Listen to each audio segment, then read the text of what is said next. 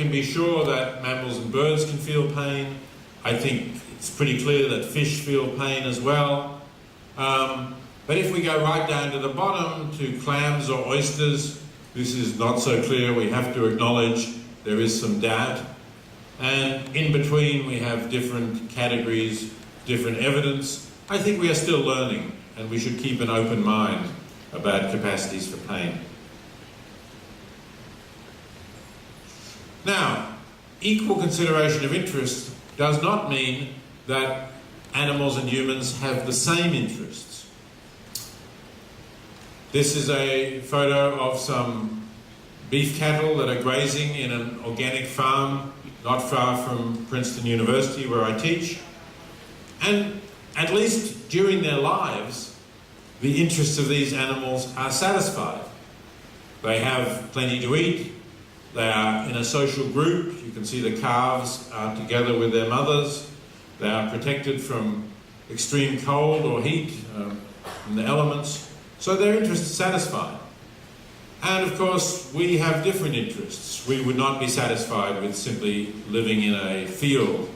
We want to be educated. We want to learn about the world. We want to be in contact with people from different places and different cultures, as we are doing in this meeting today. So interests are different, and that is relevant, but that does not mean we should give different weight to similar interests where they exist.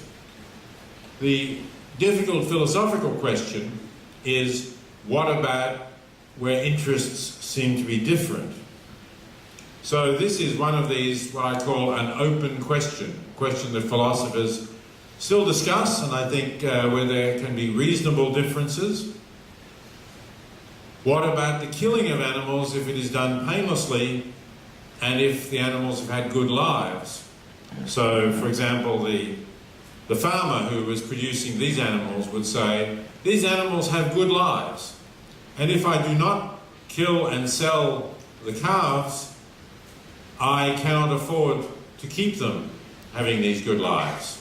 That's what I make my living from. I have to feed them and look after them. So whether that is wrong, if we assume that the animals do have a good life and then they are painlessly killed, whether that is wrong is not answered by the principle of equal consideration of interests, because the interest that cows have in continuing to live is a different interest from our own. Here is a quotation from the British philosopher Roger Scruton. He talks about the fact that a human being who dies prematurely, we can say they are cut short before their time. The notion of a dying before your time means perhaps you did not achieve all of the things that you would have liked to achieve in your life, that you could have achieved. But Roger Scruton would say, a cow does not have plans for achievements in the same way. They do not think about what else they would like to do with their lives beyond being part of a social group, perhaps looking after their calves when the calves are young, eating, and so on. So there are different interests, and this is one of those open questions, as I say, whether Roger Scruton is right to say that it's not more tragic for a cow to be killed earlier rather than later in a way that it is for a human being. I think that's a question that we certainly can still discuss, but it is a separate question from this question of giving equal consideration to similar interests. A second question is, what are the experiences of animals like? How do we weigh the different pleasures and pains of very different species of animals, like chimpanzees or pigs or cows or fish, compared to normal humans?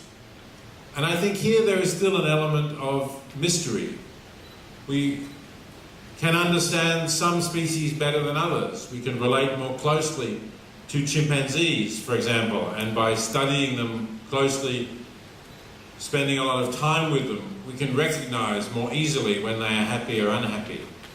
With fish, perhaps, it is much harder to do that.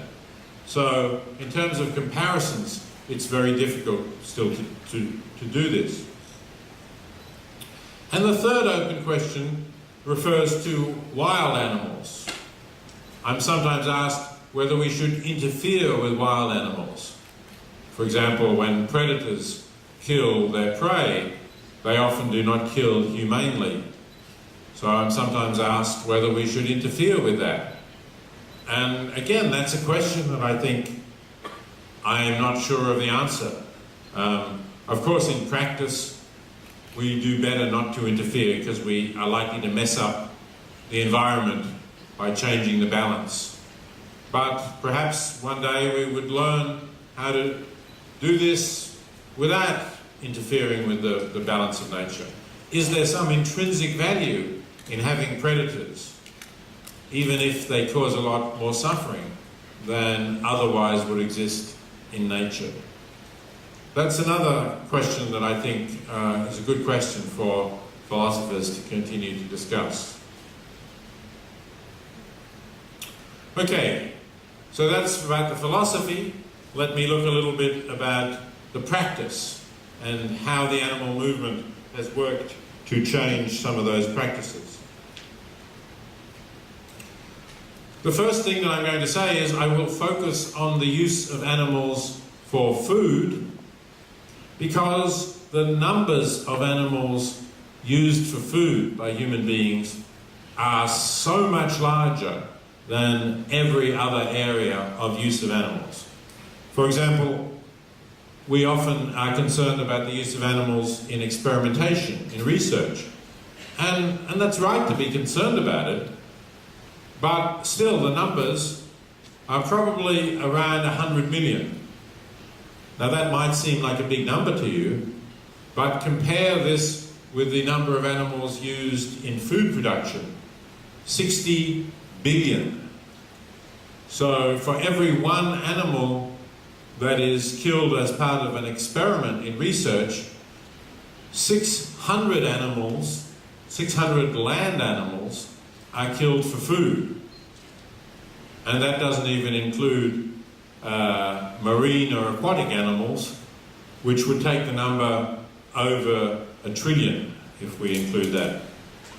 So it's very important if the world is for the foreseeable future going to continue to eat meat, and at least for some time, unfortunately, I think it is going to happen, it's very important to ask ourselves whether we can reduce the suffering of these 60 billion animals.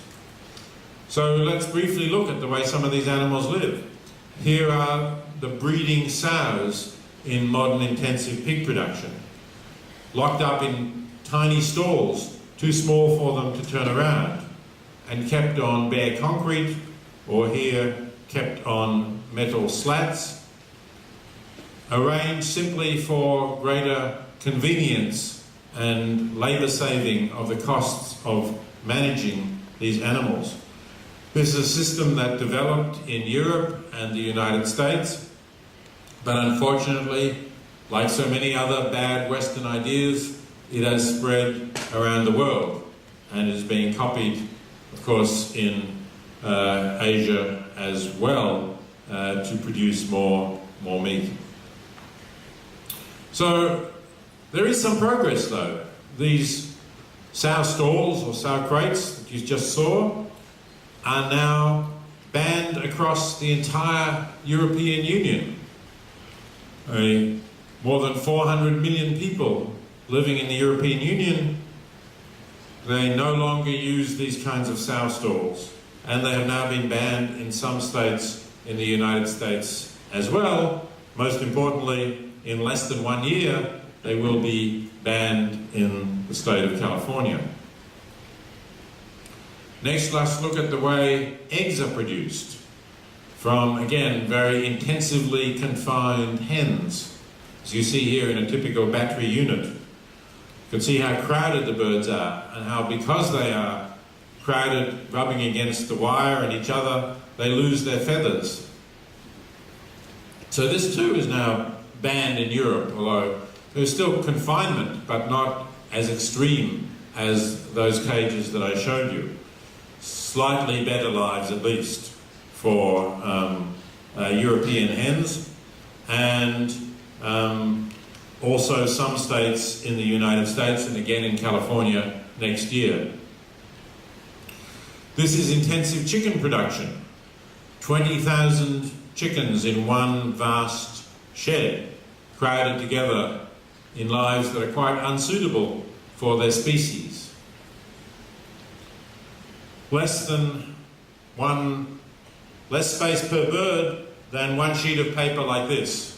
In fact, this is a bigger sheet than the US standard size, so that's more than the space that one bird would have. And unfortunately, this is still continuing.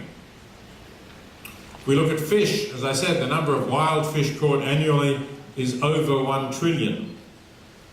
And it does seem that fish are likely to feel pain. So this is another major area, because fish, of course, are not killed humanely. They die in various painful ways when they are caught. So this is the state of the world, unfortunately, as far as food production is concerned, and it is something that we should be trying to change as rapidly as we can. Where are we going with this in the future? Can we hope for something better? I believe that we can. Let me refer to 2 books here. One of my own, The Expanding Circle, and a recent book by Steven Pinker, who is a professor of psychology at Harvard University, called The Better Angels of Our Nature: Why Violence Has Declined. You might not believe that violence has declined if you read the newspapers and watch television, but in fact, all the evidence suggests that there is less violence in the world now, fewer, let's say, per capita, proportionally to population, fewer people die violent deaths at the hands of other human beings than was the case 50 years ago, and even fewer than was the case 100 years ago, and even fewer than was the case 500 years ago or 2,000 years ago. So Pinker argues that we have made progress in reducing violence over the centuries, and he thinks that the spread of knowledge and reasoning, as well as the existence of states which provide law and order, are factors in making moral progress over time. So if this is true, we can hope that this will continue, and indeed that it will accelerate, because we now have, in the existence of the internet, the greatest tool ever for spreading knowledge and spreading learning throughout the world and communicating with people across the entire world. So I think that this is a hopeful sign for the development of more widespread ethical community and the spread of reason, and if you like broadly, the spread of a level of ethical civilization which is in advance of where we are today. Now, some little indications of this. This is a chart of the number of animals used in motion picture making, the number of animals used harmed in motion picture making. These are tiny numbers. They're not at all significant compared to what I just showed you about food production. But at least there has been a steady fall. This is the percentage of Americans who go hunting. And this has been a very popular recreation in America. But it too is steadily falling. Younger people are less interested in going hunting today than their fathers and grandfathers were. And I think that